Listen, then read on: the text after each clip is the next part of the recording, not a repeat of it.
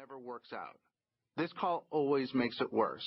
This call takes me further and further away from the place I want to be, which is a place that is dignified and cool. No, I said, I don't want to make this call, thanks.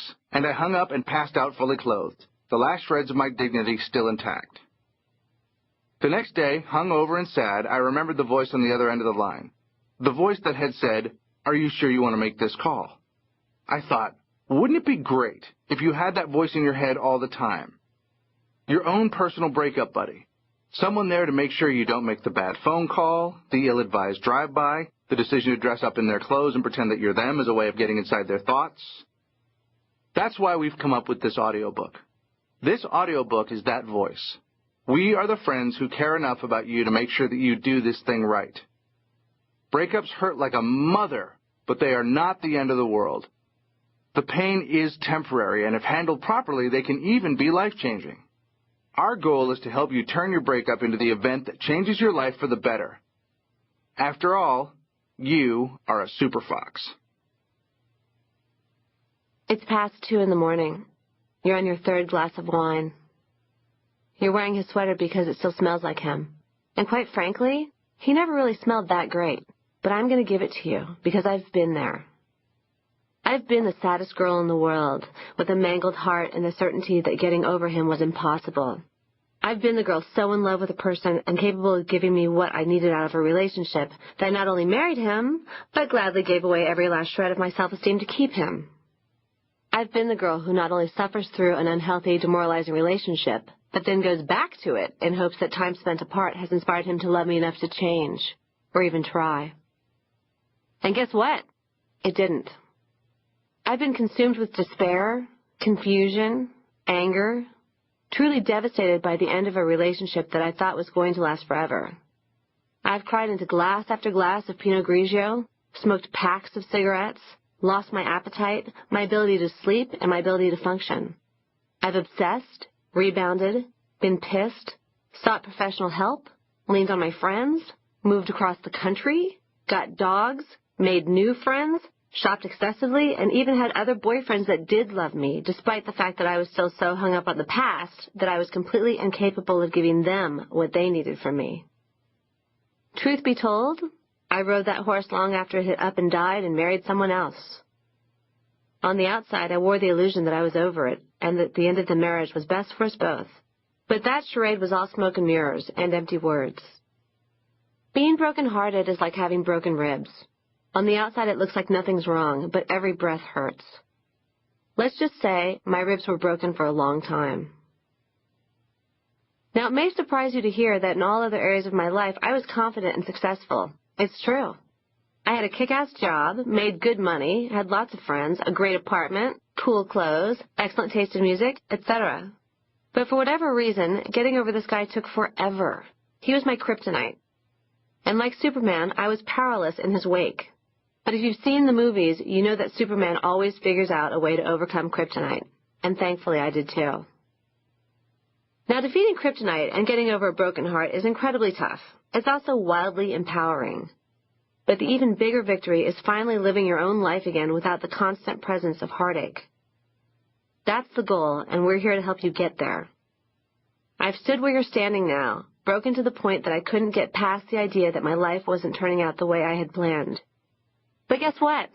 Once I got through it and started living my life differently, making better decisions and demanding more from myself and for myself, I got a windfall that I never imagined. Today my life is even better than I ever dreamed or planned. I have a husband whom I adore and whose love and devotion for me blows my mind every day. I have 2 beautiful daughters who are the funniest, most delightful people I've ever had the joy of knowing, and I have the very best friends and family in the world who I am grateful for every day. I would have missed it all if I'd wasted my life trailing after my ex and staying stuck in my grief. It's like my granny always said, even with all the mayonnaise in the world, you can't make chicken salad out of chicken shit. Feel free to apply that wisdom to your bad relationship. So how is it that a Superfox like you finds herself holding the winning ticket in the pain lottery? A seemingly endless jackpot of sorrow that you won't be splitting with anyone else. That doesn't mean you're alone. In fact, as our stories show, everyone goes through it. But here's the thing you need to know right now. You are going to get through this. And like every lottery winner, you can either take it in one lump sum and figure out what you're going to do with it, or you can spread it out in yearly installments and really make it last. We prefer option 1. Sure, it's less pain than if you drag it out for years, but if you take it all now, you get to decide what you're going to do with it. How to invest it, spend it, roll around in it, or get rid of it. Breakups are among the most excruciating things that can happen to a person invited to the concert called life. We acknowledge this and in no way want to belittle your heartbreak. But we've purposefully made the tone of this audiobook humorous in an effort to distract you from the very real and overwhelming feelings that you're having. We intend to give you genuine advice and practical suggestions for not only dealing with this insufferable situation, but also redecorating your living room. What? You ask? Believe it or not, it's all part of the process. If you're listening to our audiobook right now, it's probably because you've been dumped, you're brokenhearted, you're still stuck on your ex, or even all of the above. Perhaps you were the dumper and are having second thoughts. Whether you delivered or received the "it's not you, it's me" speech, as hard as it is to hear right now, your relationship wasn't a match. We know you wanted it to be, and are hoping that this isn't real. That he or she will be knocking down your door tomorrow begging to be taken back, and that all your pain and heartache will be erased.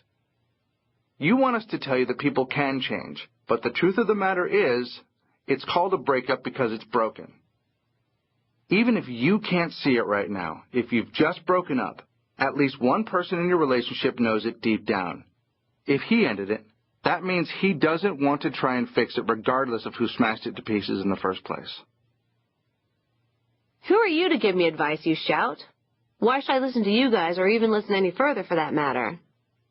Here's who we are. We're two people who have both experienced truly self-esteem crushing, spirit-breaking, gut-wrenchingly painful breakups of which we were on the receiving end. Those breakups led to what we like to think of as our happy marriage. Don't worry, you won't be hearing about our marriage every 10 minutes. There's nothing worse than self-satisfied married people telling you how it is. We just think it's significant that our worst experiences led to what we ultimately think of as our best. Enough said? This audiobook is different from He's Just Not That Into You.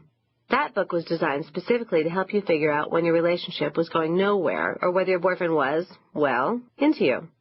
But we know that even when you realize he's just not that into you, the hardest part can still be getting up the courage to end the relationship and move on. Breaking up is scary, painful, disruptive, and traumatic, even if you know on some level that it's the right thing to do. So it's called a breakup because it's broken is designed to help you not only get out of an unsatisfying relationship, but also get over it so that you can be ready for better things in life that are coming your way. At the end of the day, it's about whether you like yourself enough to face the reality that your romance wasn't working, to recognize that it wasn't giving you what you needed and deserved, and to pull yourself out of the dumps and seize the opportunity before you. Because as messed up as everything seems right now, this could be the single best thing that's ever happened to you.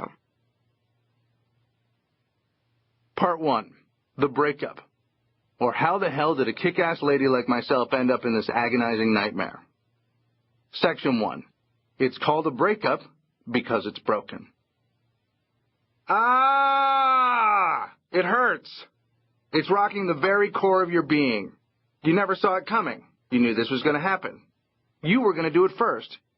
You only broke it off with him before he broke it off with you. You guys were supposed to be together forever. You never liked him that much anyway.